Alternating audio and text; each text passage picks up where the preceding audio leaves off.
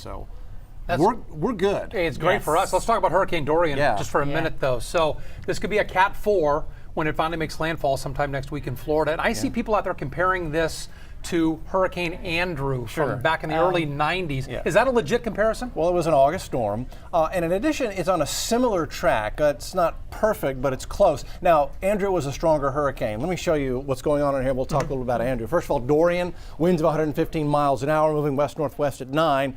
And there's Dorian, just to set your bearings. There's the hurricane. Here's the rest of the Atlantic basin, and most of it is completely quiet. A little wave came off the west coast of Africa yesterday, 30% chance for development, but computer models are not aggressive with that development. Okay, so we talked about Andrew. So this is Andrew's track back in 1992, similar to what Dorian is doing. It came across near Miami, and then this one, Andrew, did get into the Gulf. It ended up going into the coastal portions of Louisiana. In fact, it went right up Vermilion Bay.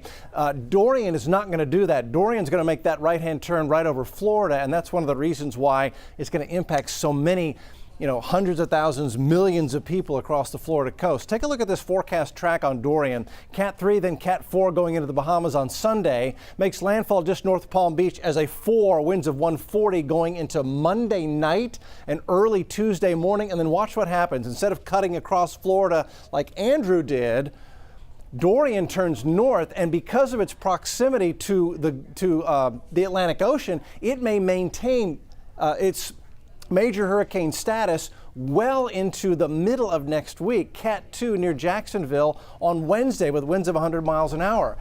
This one will be one that's talked about and compared to over and over again like Andrew is, just because of its strength and this unusual track it's going to take. And the devastation that it may have, right? I mean, Andrew was historic back then. They're prepared.